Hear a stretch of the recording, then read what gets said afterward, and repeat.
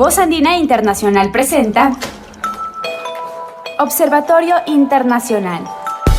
Un observatorio para examinar los desafíos actuales de la humanidad y las tendencias globales de discusión y soluciones. Bienvenidos. Buenos días, estimada audiencia. Bienvenidos a este nuevo programa de Observatorio Internacional. Como señalamos en la semana pasada, hemos iniciado una serie en la cual vamos a profundizar en la situación política, económica, social de los países andinos para concluir luego con un par de entrevistas con representantes de la institucionalidad de la comunidad andina o académicos que nos ayuden a entender un poco cuál es el estado actual y sobre todo las perspectivas de la integración andina en la actual situación. La semana pasada iniciamos la revisión, como ustedes recuerdan, de la situación económica en Colombia.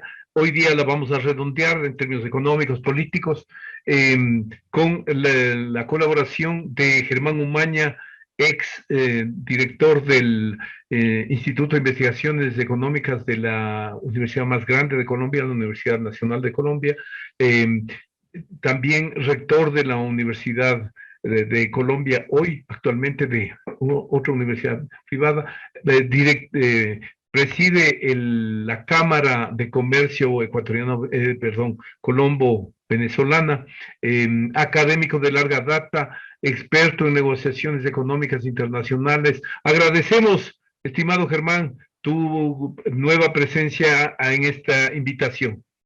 Muchas gracias, Marco. Siempre es un placer estar acá.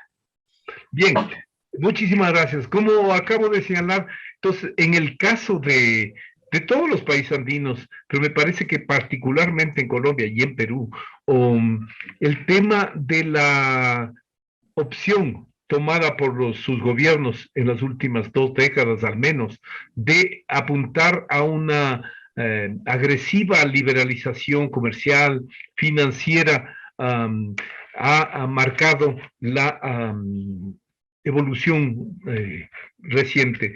En la medida en que, por ejemplo, en el Ecuador ahora se está discutiendo mucho y se está planteando como la salida a la presente crisis generada por la pandemia, agudizada ahora por eventos como la guerra en Ucrania, y se está apostando, decía, a los acuerdos comerciales internacionales. Entonces, teniendo a un experto en esas temáticas, en esta primera parte del programa, te quisiera preguntar, ¿cuál es tu evaluación de los múltiples acuerdos comerciales que Colombia ha firmado en las últimas 2, 3 décadas? Sí, Marco, yo creo que aquí hay una imaginación colectiva de los economistas del establecimiento que venden una mentira y una falacia bastante clara. Y cuando hablan de los economistas del establecimiento, los negociadores internacionales que venden las mentiras y las falacias, es que nosotros no hemos entrado a ningún proceso de liberalización, ni comercial, ni de inversiones, ni financiero. Lo que hicimos especialmente, y no estoy hablando de lo multilateral, sino de lo bilateral, con los tratados de libre comercio, fundamentalmente con 3 bloques o países, la Unión Europea, los Estados Unidos y con México, lo que hicimos fue crear y recrear las condiciones de competencia imperfecta en favor de los países desarrollados. Y resulta que cuando uno crea condiciones de competencia imperfecta, pues se está alejando de la liberalización y se está alejando del libre cambio y se está alejando del funcionamiento de los mercados. Si quieres, me explico de una vez o a partir de una pregunta. No, sigue, por favor. Entonces me explico.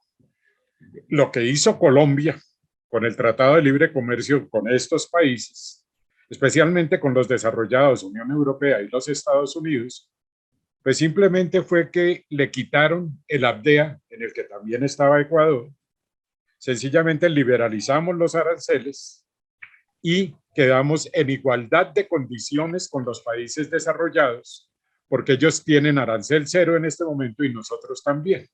Pero lo que no se hizo que son las condiciones de competencia imperfecta, es, primero, no se liberaliza, no se dio ningún trabajo distinto a la eliminación de la mayoría de los subsidios a la exportación, pero se conservaron entre 1.000 y 1.500 millones de dólares diarios de subsidios a los sectores agropecuarios de los Estados Unidos, Japón y la Unión Europea.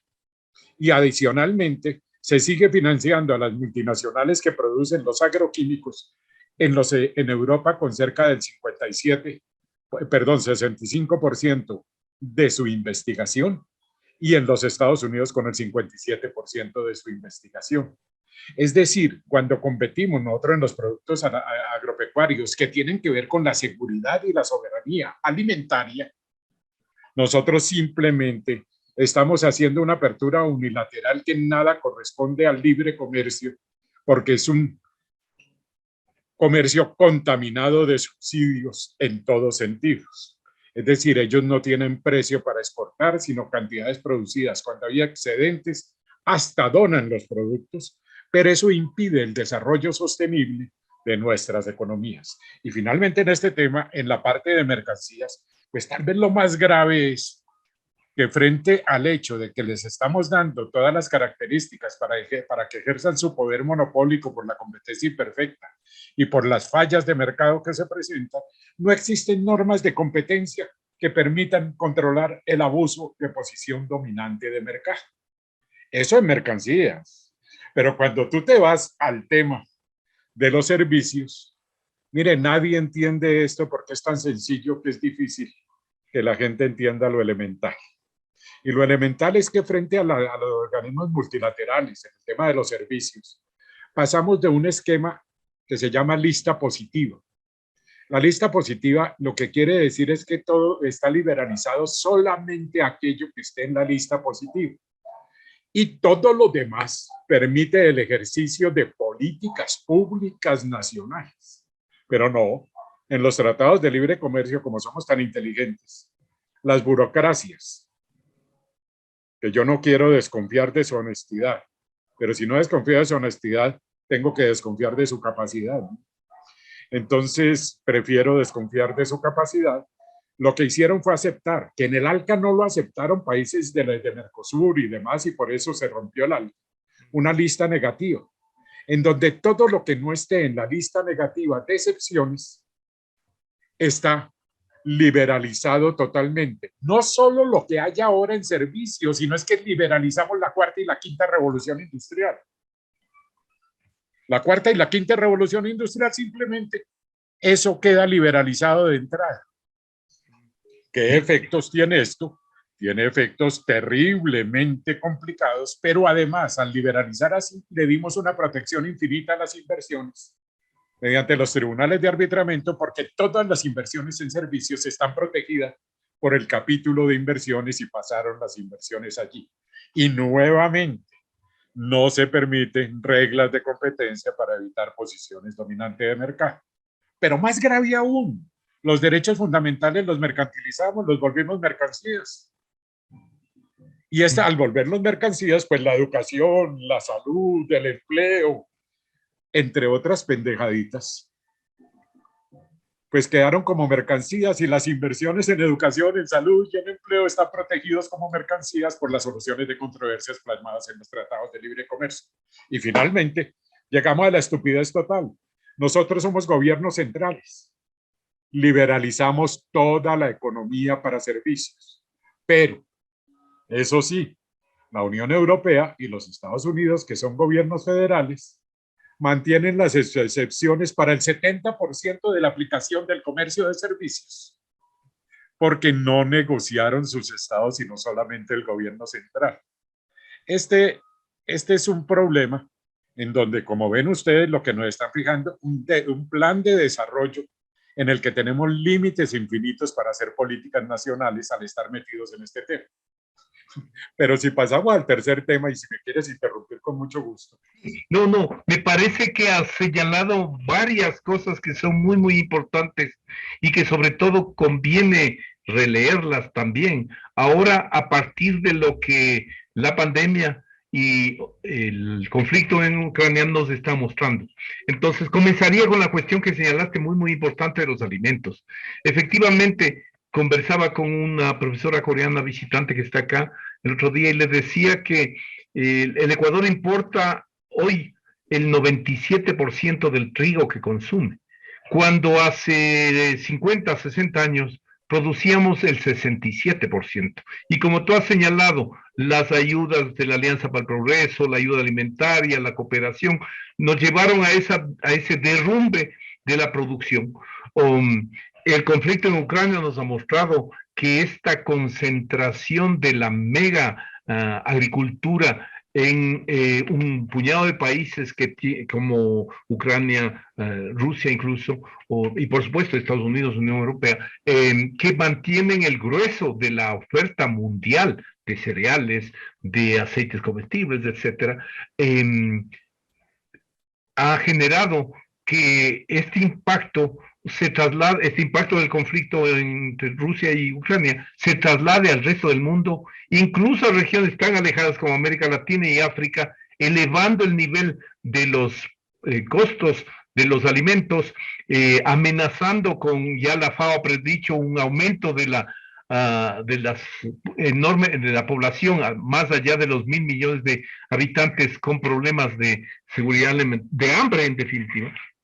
Entonces la pregunta sería, en el caso de Colombia, y particularmente en los alimentos, como ustedes tienen ya más de 10 años algunos de esos acuerdos, se han mirado ya, se han evidenciado estos problemas, estos impactos locales, y no hay reacción o de los gobiernos locales y de la población para un poco como se hizo en el Telecán, que pasó al Temec, ahí por iniciativa de Trump, pero forzar alguna renegociación.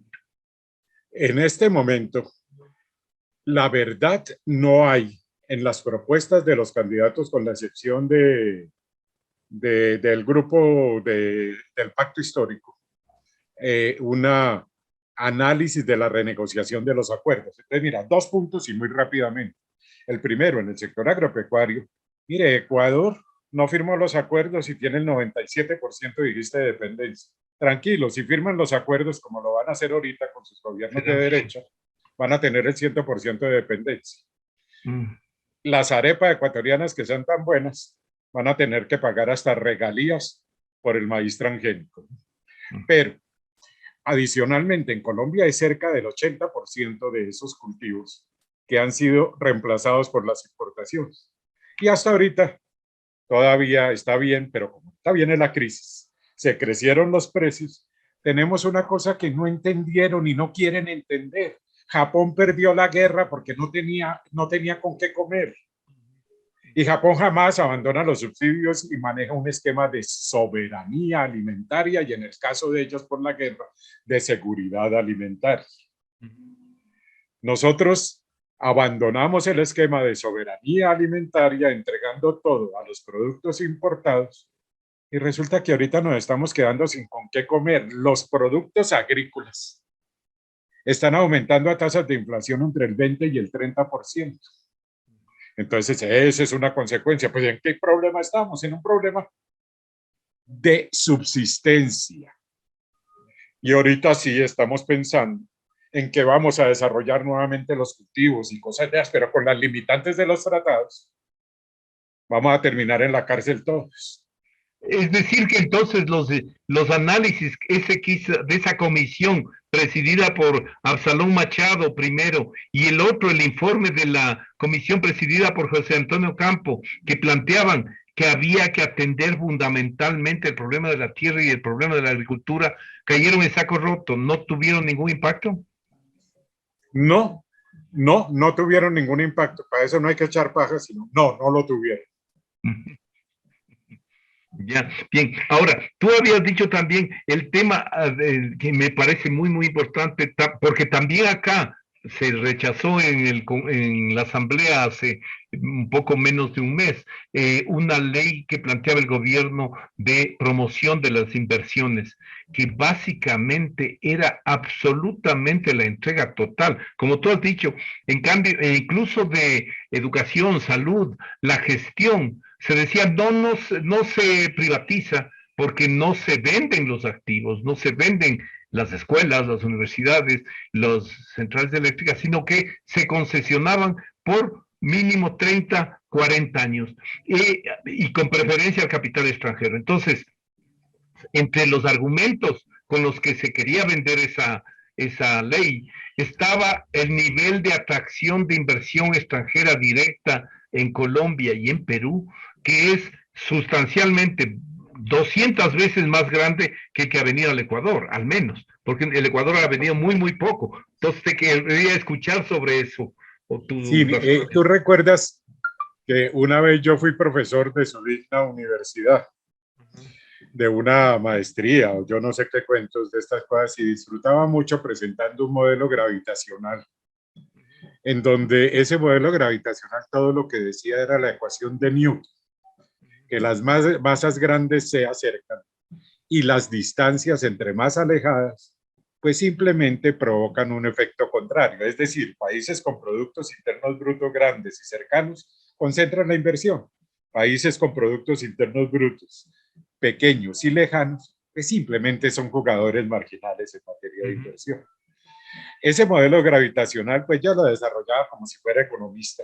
Entonces ahí hacíamos no solo el tamaño de los productos internos brutos, el tamaño del Producto Interno Bruto per cápita, sino otros factores fundamentales de distancia, como son las fronteras comunes, los acuerdos de integración y el idioma común y cosas de ese tipo.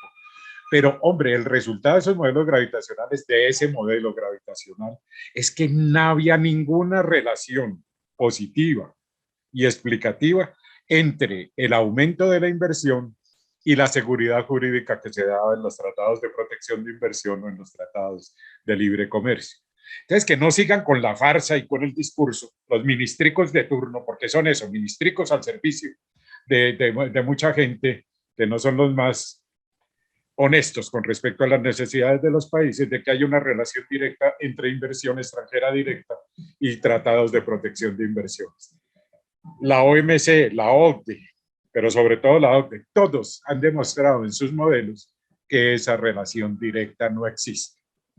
Además, ojo, pues ustedes están haciendo políticas públicas, eso está bien que la hagan y es fluctuante de acuerdo a las condiciones de la democracia, pero las leyes que están poniendo son leyes que pueden ser cambiadas. Pero en los tratados de protección de inversiones y de libre comercio, esas leyes se quedan quieticas mientras no se denuncien los tratados, porque el Congreso no sirve para nada, ni puede decir nada para cambiar las leyes. Entonces, sí, entraron en una trampa, pero en una trampa menor que la trampa bilateral en que estamos nosotros. Y ojo, en inversión, para seguir con el tema, nosotros negociamos con listas negativas, es decir, liberalizamos prácticamente todo, las inversiones en mercancías, en servicios, pero mire el absurdo, y ojalá ustedes no caigan en eso. Negociamos también las inversiones de capital de portafolio con la seguridad jurídica infame que está. Negociamos la deuda externa como inversión.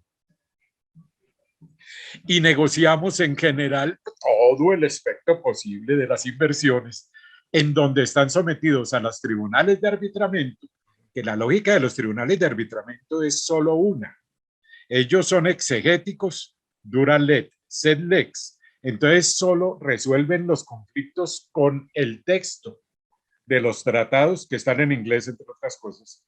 Los firmamos en inglés y después lo tradujeron para que lo pudieran leer los legos, pero los textos están en inglés y esos textos es lo único que influye. ¿Qué pasa ahí? Que en inversiones hay por lo menos 3 cosas fundamentales para nosotros. La primera cosa fundamental para nosotros es el tema ambiental y de desarrollo sostenible. Pues resulta que se priorizan los intereses de las multinacionales extractivas sobre los intereses de desarrollo sostenible y de conservación de la naturaleza. Es decir, como pasó en México, recuerdas tú una demanda, la primera demanda en este sentido, una empresa petrolera norteamericana inundó de porquerías a México en la parte más importante desde el punto de vista de desarrollo ambiental y los demandaron por hacer protestas y le tocó pagar a México porque le destruían su medio ambiente. Y así en todos los campos. Entonces, ojo, que ese punto está bien, una ley, bueno, yo entiendo que hay conservadores y hay liberales, pero también entiendo que una cosa es hacer eso y otra cosa es firmar acuerdos internacionales que lo condenan a uno a estar en 100 años de soledad en cuanto a sus modelos de desarrollo. Pero fíjate, adiciono una cosa, pero me El primero, interrumpes. lo ambiental. El segundo.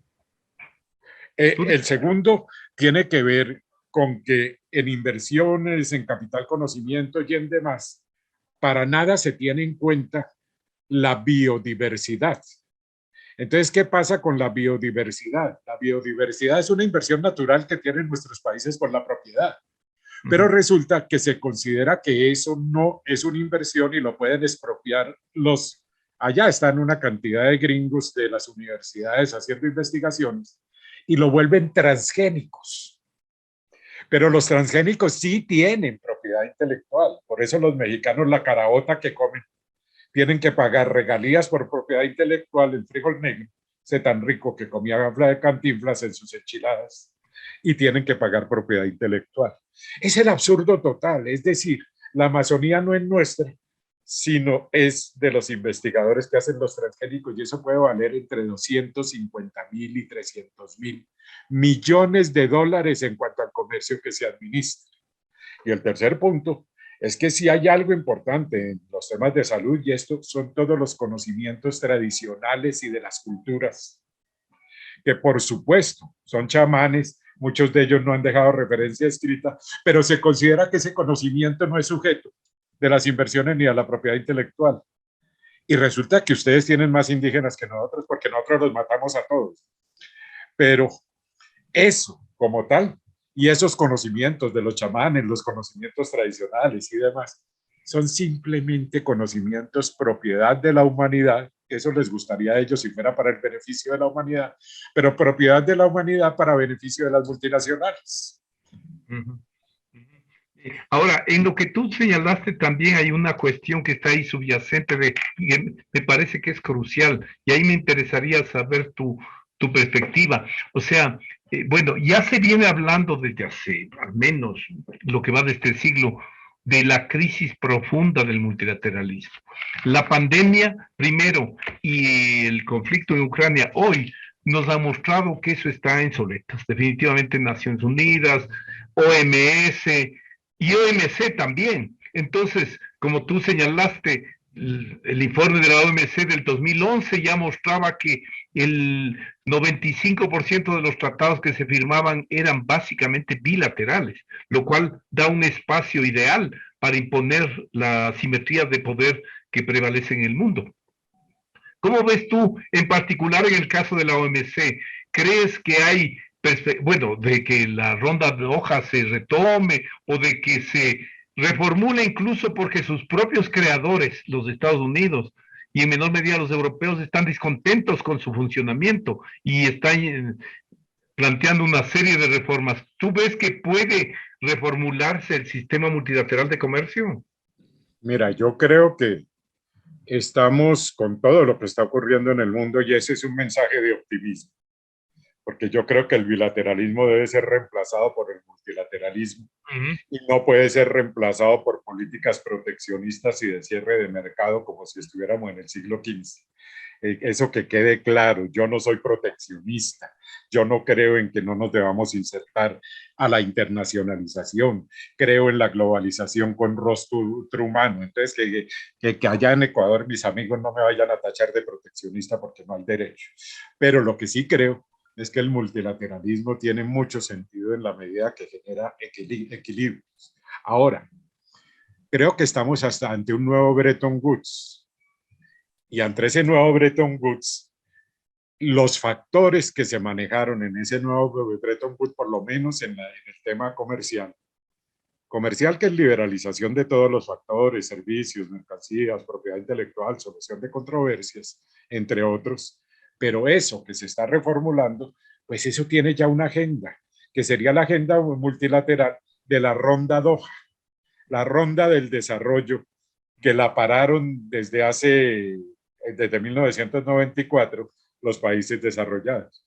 Pero es tal el mundo de desigualdades, es tal el mundo de inequidades, son tales los aumentos de la pobreza, entonces, que no están haciendo sostenible el modelo de multilateralización que existe, y si no se aplican correctivos en muchas cosas, no habrá modelo bilateral, quedarán en manos de los tratados bilaterales, pero los gobiernos que están ascendiendo al poder en muchos países de Latinoamérica, pues van a denunciar los acuerdos, y lo único bueno que tienen esos tratados bilaterales es que tienen una cláusula al final que dice que si yo los denuncio, solo tengo que cumplir con los compromisos durante 6 meses.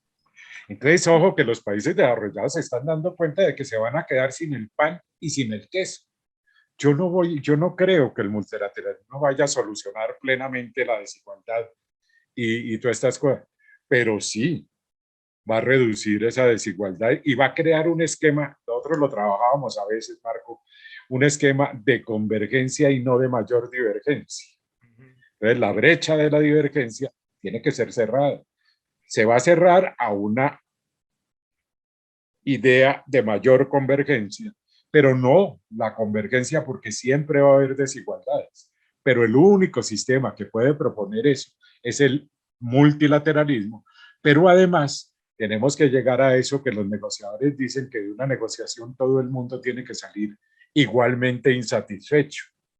Y es que ahorita solo hay un insatisfecho, unos pocos satisfechos, pero está en crisis su principal producto de explotación, que lo aprovecharon bien, y especialmente en la pandemia, cada vez más ricos y cada vez más pobres, pero eso no es sostenible. Es que para ganar plata hay que generar demanda, y lo que están ahogando es la demanda, en tal medida que no van a poder ganar plata. Ahora, en lo que tú señalaste también hay una cuestión y que también me gustaría escucharte, porque tú ahí no como economista, como ingeniero, sabes perfectamente que en dos cosas, con lo que señalaste respecto al proteccionismo, luego de la crisis financiera del 2008 que estalla en el núcleo de los mercados financieros globales en Nueva York, en Wall Street, y que se expande luego al resto de los Estados Unidos y luego al mundo, y de la cual recién estábamos terminando de recuperarnos, eh, ya se habló de un ascenso profundo del proteccionismo. Hay en los informes anuales del Global Trade Report, que yo siempre recomiendo a mis estudiantes, que identifican cómo en todos los países del mundo, prácticamente en las 4/5 partes del 2008 hasta el 2019, se habían aplicado las más diversas medidas de protección según la perspectiva de cada uno de los países. Entonces, el proteccionismo estaba en ascenso. Con la cuestión de la pandemia, bueno, vimos cómo se disputaban las vacunas, los medicamentos, los aparatos para oxígeno, incluso en la Unión Europea. No se diga en otras partes del mundo. Entonces, ese proteccionismo, escuchamos también a líderes europeos sin ninguna sospecha de opuestos al libre comercio, que hablaban de la necesidad de fortalecer su capacidad endógena, de dotarse de elementos tan importantes como eso, e incluso se hablaba de los alimentos. Pero con lo que está pasando ahora con lo de Ucrania, eso se ha reforzado principalmente en el ámbito energético, pero también se mantiene. Entonces, tú no ves que hay una tendencia muy fuerte a un recentramiento, una desglobalización, claramente mencionémoslo, que está predominante en el mundo, para comenzar con ese. No, yo no veo eso, pero no quiero decir que no esté viendo como tú. Lo que pasa es que estoy viendo más allá. Lo que yo creo que se está dando es un fortalecimiento de focos regionales de poder, que es distinto al proteccionismo. Entonces, estamos hablando de una Unión Europea que indudablemente sale fortalecida de todos estos procesos, especialmente de la guerra Rusia-Ucrania, porque han sido capaces de tener una política común frente al problema ruso y han desechado muchas de las propuestas norteamericanas porque han entendido. Un ratito, pero no, a mí me dio vergüenza ajena verle al ministro de, de Alemania, al primer ministro, que considera pasar a una nueva etapa, el pasar a un armamentismo brutal como va a tener Alemania, pero ahí, luego de visitar a los Estados Unidos, se reorienta toda una compra de aviones de combate producidos en Europa por los F-15 o F-35 de los Estados Unidos, luego de que habla con el presidente Biden. Entonces, ahí sí me parece bien interesante lo que tú señalas, porque yo tengo exactamente la percepción contraria. Uno de los grandes perdedores del conflicto y de la situación actual es la Unión Europea. ¿Por qué? Porque la OTAN, si fue Macron el que dijo que estaba muerta de muerte cerebral, y ahorita de pronto como instrumento, como el brazo o de incidencia de los Estados Unidos ahí en el proceso, se ha fortalecido y está ahora más viva que nunca. A ver, tú pasaste a una cosa muy interesante. Uno es lo geopolítico y lo otro es lo geoeconómico. El tema político es un tema muy interesante. Yo te digo que en lo político están lejos, porque las sanciones norteamericanas fue no comprar más petróleo, no comprar gas, no comprar estas cosas, pero ellos tenían muy poco que perder. Así es. Eso ha tenido un efecto interesante y es que cambió geopolíticamente la visión norteamericana sobre Venezuela. Porque Venezuela es el único proveedor hacia el futuro. Por reservas del primer país del mundo. Por reservas, pero además por poder de recuperación, porque en eso han dicho muchas mentiras, pero en Venezuela sigue operando la Chevron con permiso de los norteamericanos y en el curso de 6 meses puede proveer de 1 millón de barriles diarios al gobierno norteamericano. Entonces, mira, la diferencia política de fondo es que Alemania y Francia están tratando de hacer cambios en su dependencia energética, pero por ahora van a tener que seguir comprando petróleo y gas de Rusia, ¿no? Eso es clarito, y en eso se diferenciaron fundamentalmente de los norteamericanos. Ahora, Alemania, por otra parte, tiene un gobierno tripartita interesante, socialdemócratas, verdes, el canciller es verde. Y ahorita sí hay muchas contradicciones, porque el canciller verde inclusive está pensando en recuperar las minas de carbón alemanas. Tratan de no importar carbón, pero en general los reyes de los derechos humanos en el mundo, digo los reyes porque ellos más o menos lo respetan, el otro es el rey de los derechos humanos que no respeta, que es los Estados Unidos, el otro rey que ahora es Putin, pero en general, ¿con quién están negociando? Con Arabia Saudita, el principal violador de los derechos humanos, que están cambiando el petróleo y el gas ruso por el gas y el petróleo de la Arabia Saudita. Pero eso no quiere decir que en la segunda parte, que en lo comercial, no hayan fortalecido su bloque. Yo no creo que eso de los aviones no va a tener que ver con las inversiones francesas, cosas de esas.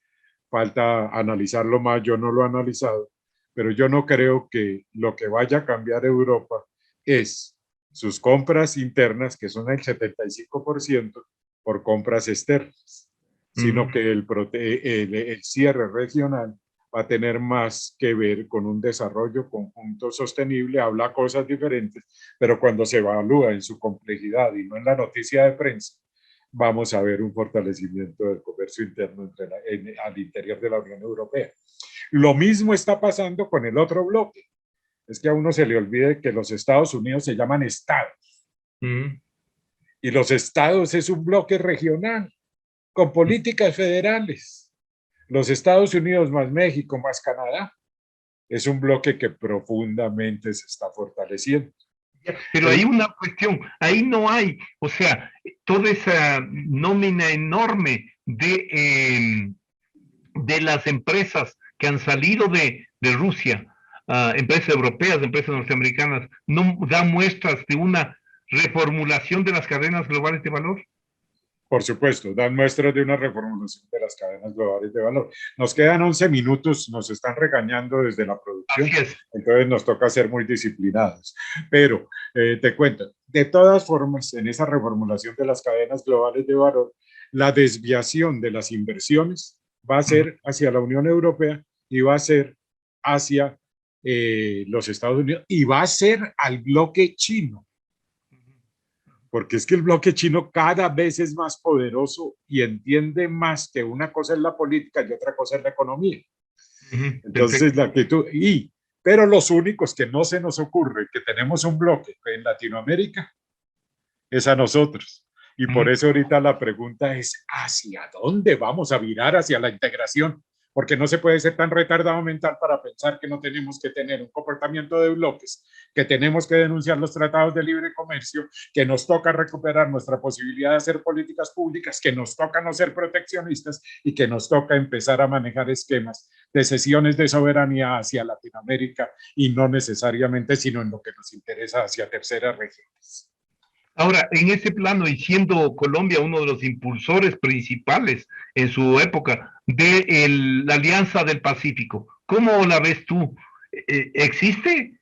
¿Es una instancia real? ¿Puede tener un rol en este proceso que estamos hablando? ¿O está prácticamente inerte? No, yo creo que la Alianza del Pacífico ha tenido mucho contenido ideológico y eso la ha matado. Pero en general, desde el punto de vista de la percepción de lo que se pensaba en una alianza del Pacífico, pues para el Ecuador, para el Perú, para Colombia, debía ser fundamental eso. Pero en este momento, la profundización de las negociaciones en la Alianza del Pacífico está a años luz, a no ser de que haya un cambio en la perspectiva de quitarle la ideología a las negociaciones económicas para ser pragmáticos en esas negociaciones económicas. La Alianza del Pacífico, desafortunadamente, tiene una cantidad de contenidos excluyentes, ideológicamente hablando, que hace imposible que se vuelva un proceso interesante. Y además es un proceso profundamente asimétrico. Ahora, para ir terminando y aprovechando tu experiencia larga también en la cuestión regional andina. Dos preguntas. Primero, ¿salió en el debate, en la campaña, existe alguna tesis sobre retomar, mantener Colombia, que es el país que más gana en el proceso de integración andina, porque es el que tiene mayores flujos hacia los otros países de la región? No tiene, sin embargo, actores que defiendan o que impulsen el proceso. ¿Me equivoco? ¿Eso estuvo presente en la campaña? No, está presente en la campaña en lo que depende más de Colombia. No es que Colombia, para Colombia la comunidad andina es fundamentalmente, primero, Venezuela, segundo, el Ecuador, tercero, el Perú. Pero realmente, en este momento, la gran discusión está en el tema de Venezuela. Todos los candidatos, sin excepción, entienden que hay que abrir las relaciones comerciales, recuperar las relaciones consulares y ya se negociarán los temas diplomáticos. Pero en general, con Venezuela hay un convencimiento de todos los candidatos de que deben trabajar por esa integración y ese fortalecimiento entre acá porque lo necesitamos. En ese momento del año pasado acá, el comercio legal ya pasó a 400 y pico millones de dólares. El comercio legal para este año va a ser de más de 1.000 millones de dólares y muy poco tiempo el comercio colombo-venezolano va a ser otra vez la frontera viva más importante de Latinoamérica. Como lo es para Colombia y para el Ecuador, la frontera entre Colombia y Ecuador. Entonces yo creo que tímidamente, en la medida que se fortalezca la relación colombo-venezolana, se podrá pensar en un fortalecimiento de la relación en la comunidad andina. Pero ¿qué pasa en la comunidad andina? Que el día que, mientras dure Maduro y Venezuela, pues va a tener la oposición de un gobierno, ¿cómo llama su presidente? Lazo. Lazo. Que le hace un nudo al Lazo y que seguramente va a ser imposible la entrada de Venezuela a la comunidad andina. Y por otra parte, pues también va a ser imposible la entrada de Colombia, porque es cuestión de ver cuándo se va a caer, si es dentro de 15 días, dentro de un mes, dentro de 45 días o máximo 2 meses, el presidente peruano iba a ser reemplazado otra vez por un gobierno de derecha. Porque ¿cómo? Sí, yo sí creo eso, yo sí creo eso. Tú conoces a los peruanos tanto como yo los conozco tanto y los quiero tanto, pero ellos son naturalmente clasistas, naturalmente blancos y naturalmente poderosos en sus intereses económicos hace 400 años. Y eso no fue respondido por un gobierno de izquierda coherente que tuviera el apoyo popular, sino por un gobierno de izquierda incoherente, inclusive mal educado, no hacen una oración con sujeto y predicado, y eso es imposible de sostener. Entonces, para terminar y apelando una vez más a tu estructural optimismo, si tú pudieras sugerir una o un par de medidas para reanimar, fortalecer la integración andina, fuera de las que has mencionado, ¿qué dirías? No, eso es muy sencillo, es denunciar los tratados de libre comercio y retomar la Comunidad Andina del 2006. ¿Pero políticamente eso es viable? Yo creo que sí, porque Venezuela va a estar interesado en eso con cualquier gobierno, Colombia va a estar interesado en eso con cualquier gobierno, Ecuador le tocará estar interesado por eso con cualquier gobierno. No es peyorativo lo que estoy diciendo, pero ustedes saben que la relación con Colombia es importante. Y Perú, pues yo no sé, pero es que el bloque andino es Ecuador, Venezuela y Colombia. Perú es importante, pero Perú va a aceptar de la comunidad andina lo que le interesa y no va a ser. Ellos son pragmáticos en todo menos en los tratados de libre comercio. Y como te dije, la primera recomendación es recuperemos nuestra capacidad de hacer políticas públicas y denunciemos los tratados de protección de inversiones que nos quitaron la capacidad de formular nuestros propios planes de desarrollo y volvamos al multilateralismo para generar equilibrios. Se nos acabó el tiempo, Marco. Excelente, muchísimas gracias, Germán, muy, muy amable. Gracias por su colaboración. Estaremos volviendo a revisar estos temas más adelante. Un abrazo y me hace mucha falta volver al Ecuador. Por lo menos a que nos comamos un locro conjuntamente. Un abrazo, Germán. Bueno, hasta la próxima. Marco Romero, anfitrión del programa Observatorio Internacional, les agradece su sintonía a este programa. Hasta pronto.